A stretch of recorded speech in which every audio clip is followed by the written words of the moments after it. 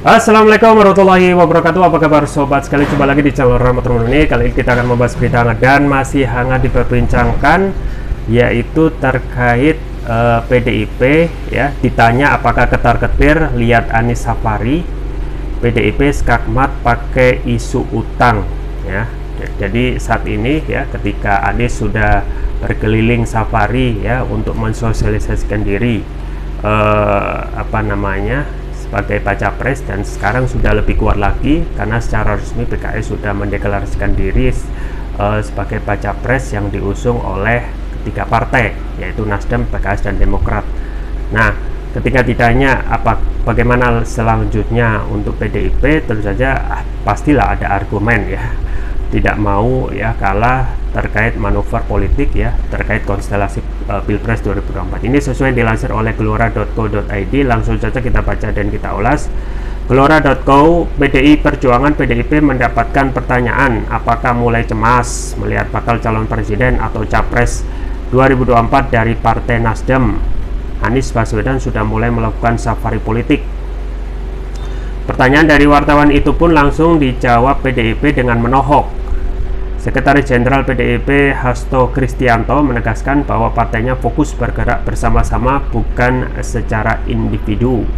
Tak seperti Anies yang bersafari seorang diri, PDIP bakal menggerakkan seluruh anggota kader mereka untuk menyatu dengan rakyat ya. Nah, ini wajib diketahui bahwasanya setelah dideklarasi tentu saja Anies tidak bersafari sendiri ya. Awalnya ketika sudah dideklarasikan awalnya ya, ketika Nasdem yang mengantar gitu ya, yang dalam tanda kutip membohiri ya, karena biaya untuk safari juga mahal ya. Nah, setelah ini kita lihat apakah akan diteruskan oleh Demokrat dan PKS. Kita lanjutkan. Bagi di PDI Perjuangan, calon presiden ini kan tidak berdiri sendiri, bergerak kemana-mana, ucap Hasto di sekolah partai DPP PDIP Jakarta Kamis. Anak buah Megawati Soekarno Putri ini juga secara menohok menyentil adanya pihak yang bergerak sendiri dalam urusan pencapresan. Menurutnya, jika capres tidak bergerak secara kolektif tetapi hanya perorangan, maka situasi itu dinilai hanya melahirkan banyak utang. Nah, ini juga kritik yang harus kita sampaikan kepada KPU ya, terkait biaya pemilu yang mahal. Jadi pergerakannya capres dari PDIP kolektif, bukan orang per orang. Kalau capres orang per orang sendiri yang bergerak, nanti dia akan banyak utang, tegas Hasto. Dalam kesempatan ini, Hasto juga sesumbar menyebut partainya sudah membuktikan kesuksesan mereka. Ini berdasarkan kemenangan dalam pemilu 2 kali beruntun dan berhasil mengantar Jokowi menjadi presiden 2 periode beruntun. Pencapaian itu masih ditambah dengan catatan baik PDIP, di mana partai berlambang banteng itu sukses meraih kemenangan di 18 provinsi sekaligus dalam pemilu 2019. Sudah dibuktikan ketika Bapak Jokowi dicalonkan pada pemilu tahun 2014 dan 2019. Terbukti PDIP mampu menang di 18 provinsi di tahun 2019, ujar Hasto. Dalam kesempatan ini, Hasto menandaskan bahwa keputusan PDIP dalam menentukan capres 2024 ada di tangan Megawati. Karena itu, PDIP tidak merasa panik dan terburu-buru dalam mendeklarasikan capres. Hasto menyatakan bahwa PDIP masih menanti momentum yang tepat ya. Menurutnya, capres yang bakal dipilih tidak dinilai dari cepat atau lambatnya deklarasi, tetapi dari kualitas calon itu sendiri. Sekali lagi, bahwa momentum yang tepat kapan calon itu akan diumumkan itu adalah kewenangan Ketua Umum Ibu Megawati Soekarno Putri, tandasnya. Ya, sobat sekalian, itu ya terkait konstelasi ya Pilpres 2024 yang saat ini sudah memasuki ya, kalau dalam lomba maraton itu sudah lomba maraton menginjak pertengahan lomba. Sebentar lagi tentu saja akan menyentuh garis finish ya. Dan ini sayangnya saat ini yang kita analogikan sebagai lomba maraton itu yang sudah berlari duluan adalah Anies ya. Setelah deklarasi pada Oktober 2022 oleh Nasdem, setelah itu ya Anies sudah bergerak ke sana ke sini, dan kita bisa lihat, baca di media ya, perkembangan safari politik Anies so far so good ya. Artinya memang tidak sepenuhnya mulus ya, ada juga penjagalan ya, ada juga demo bayaran yang itu juga pemberitaannya ada. Misalnya yang terakhir di Jalan Harupat Bandung ya, ada sekelompok massa ya, entah itu puluhan atau berapa, membuka spanduk penolakan kedatangan Anies di Jalan Harupat Bandung. Tetapi dari penolakan segelintir ya dibalas dengan penerimaan ya ribuan ya pendukung Anies Baswedan. Dan ternyata pemberitaan setelah itu adalah demo tersebut dibayar ya, bayarnya juga biasa aja 100.000 per orang. Nah ini juga parahnya kita ya, bahwasanya money politik itu juga kadang ya membuat orang itu tidak berpikir ya tentang manuvernya ya terkait juga penolakan. Dan sebelumnya juga diketahui banyak juga demo penolakan ketika Anies akan bersafari ya, rata-rata ketika mereka demo ya ada juga uang dari para pendemo itu yang dibawa kabur oleh koordinatornya. Jadi ini mirisnya ya, sesuai yang disampaikan oleh Roky Gerung ya, antara politik partisipasi dan mobilisasi ya, Anies lebih mengedepankan politik partisipasi. Dalam hal ini ya, masa yang datang itu atas kemauannya sendiri, sedangkan kecenderungan yang dilakukan oleh istana ya, termasuk yang terjadi terakhir ya, terkesan itu adalah mobilisasi ya, apalagi ketika memobilisasi para relawan Jokowi di GBK ya. Justru ini ya yang patut dipertanyakan gitu ya, pasti itu dananya dari mana kalau bukan dari dana yang tidak sehat. Nah saat ini memang safari Anies Baswedan sudah berkeliling kemana-mana ya. Itu juga yang ditanyakan oleh wartawan kepada Hasto Kristianto ya, dan politisi pasti mempunyai argumen tersendiri ya, tidak mau kalah. Misalnya ketika ditanya fokusnya bergerak bersama-sama bukan secara individu, padahal kalau kita melihat ya ketika Anies itu bersafari ya, salah satu yang membersamainya adalah Partai Nasdem ya. Jadi memang safari politik itu ya juga butuh ya modal untuk akomodasi dan lain sebagainya, termasuk ketika bersafari ke wilayah paling barat ya, paling timur yaitu Papua, itu juga harus memakai biaya mahal ya. Jadi ini juga yang menjadi kritik ya, terkait biaya mahal pemilu yang kalau kita tidak kritik ya, maka ini akan menjadi ya bom waktu yang akan dimanfaatkan oleh oligarki ya, terkait biaya politik mahal ya, serangkaian ya kontestasi Pilpres 2024, dimulai dari kampanye hingga nanti proses sampai seseorang itu sukses menjadi ya presiden. Dan memang ya dalam hal safari politik ya, tentu saja Anies tidak bersendiri ya, pasti kolektif ya, apalagi kalau kita melihat pemberitaan terakhir tentang efek ekor jas yang diterima oleh Nasdem dalam survei Litbang Kompas ya, benar ya, terlihat jelas hasil dari ketika Nasdem menyertai Anies bersafari politik ya.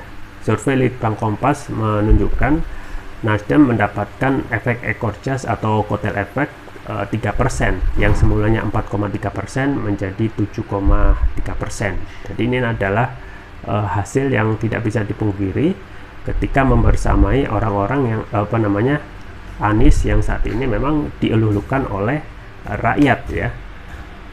Dan ini kemungkinan yang akan dilakukan hal yang sama oleh Demokrat dan juga PKS ya, yang kemarin survei Litbang Kompas, Nasdem naik 3% ya, Demokrat PKS yang mengusung Anies justru ya persentase elektabilitas partainya menurun, dan ini tentu saja akan menjadi pelecut bagi kedua partai ya, Demokrat dan PKS ya, untuk tidak tinggal diam, untuk sama-sama membersamai Anies untuk bersafari politik sampai nanti ya secara resmi Anies itu dideklarasikan atau didaftarkan ya di Bawaslu ya. Nah, memang hal yang paling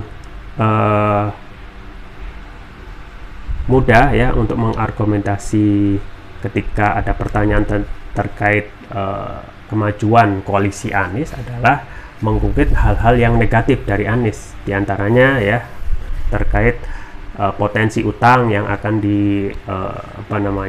yang akan muncul ya ketika bergerak sendiri ya.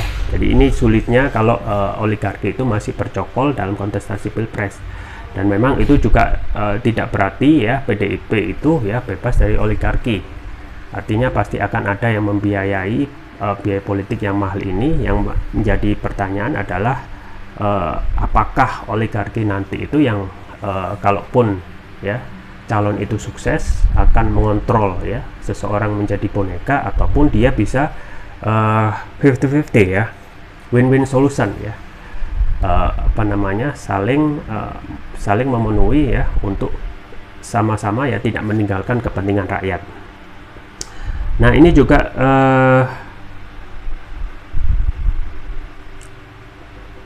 suatu hal yang juga disampaikan oleh Hasto misalnya ya, dengan kepercayaan dirinya dan kepercayaan diri partai bahwasanya itu sudah dibuktikan 2014-2019 ya, PDIP mampu menang di 18 provinsi di 2019 ya. Tapi ini ancaman ke depan terhadap pemilu yang harus diantisipasi dan kita ketahui bersama adalah tentang ancaman kecurangan pemilu ya. Kita ketahui sebelum filter partai itu sudah ada kecurangan, kemarin sudah ada pemberitaan. Jadi memang kecurangan ini ya menjadi momok tersendiri ya, suka atau tidak suka tidak bisa dihindari bersama ya. Jadi yang jadi kritik juga adalah kecurangan partai yang sifatnya, kalau itu sifatnya masif ya, TSM terstruktur, sistematif dan masif, maka buyarlah ya pilpres ataupun pemilu di 2024. Dan ingat ya bahwasanya partai itu ya sama seperti paradigma roda ya, kadang itu di atas, kadang di bawah. Kita ketahui sebelum PDIP itu menang dalam 2 periode pemilu ya,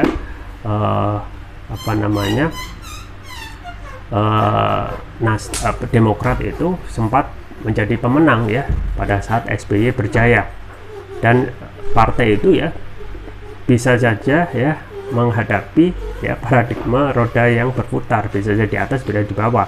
Dulu Demokrat sebagai pemenang pemilu dengan keistimewaan SBY ya, kemewahan SBY yang menang sampai 60% ya, dan itu belum pernah dimenangkan oleh presiden manapun termasuk Presiden Jokowi.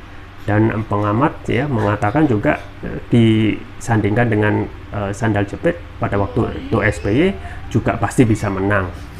Jadi Demokrat 2 kali periode pemilu 2009 dan 2004 ya bisa menjadi pemenang partai ya, sekarang menjadi agak menurun. Nah, dengan kepercayaan diri PDIP saat ini yang menang di dua periode pemilu 2014-2019, tetapi ya perlu catatan ya, tetapi ada catatan bahwasanya banyak sekali ya permasalahan di internal PDIP, termasuk dari ketua umumnya yang ya, termasuk dari kinerja Presiden Jokowi Ma'ruf yang kecenderungannya sangat menurun ya, dari kinerja IPK ya, indeks persepsi korupsi yang tiap tahun turun ya, kemudian juga utang juga ugal-ugalan dan lain sebagainya, dan itu yang harus diwaspadai oleh PDIP ke depan. Bisa jadi kondisinya seperti Demokrat yang awalnya menang sebagai partai pemenang di 2009 dan 2004, tetapi menurun dan menyungsep di 2024 dan seterusnya ya. Jadi ini terlihat ya, harus hati-hati ya dengan kejumawaannya ya. Bisa saja akan terpleset dengan kondisi ataupun apa yang sudah dilakukan oleh partai dalam 2 periode ini. Nah, kalau Presiden Jokowi Ma'ruf ini benar-benar memberikan prestasi ya, memberikan kesejahteraan rakyat dan mengakomodasi kepentingan rakyat, bisa dipastikan partai ini akan tetap ya akan menjadi pemenang ya. Tetapi kita lihat ya kinerja presiden dan juga partai yang kita lihat banyak sekali ya tidak mengakomodasi kepentingan partai, maka kita khawatirkan ya kondisinya sama seperti Demokrat ke depan yang menjadi pemenang kemudian rosot di pemilu setelahnya. Ya, kita tunggu saja ke depan tentang PDIP yang juga masih mencari formula pas untuk siapa yang diusung di Pilpres 2024. Itu saja yang bisa saya sampaikan, semoga bermanfaat. Jangan lupa like, share, dan subscribe. Sampai jumpa lagi. Wassalamualaikum warahmatullahi wabarakatuh.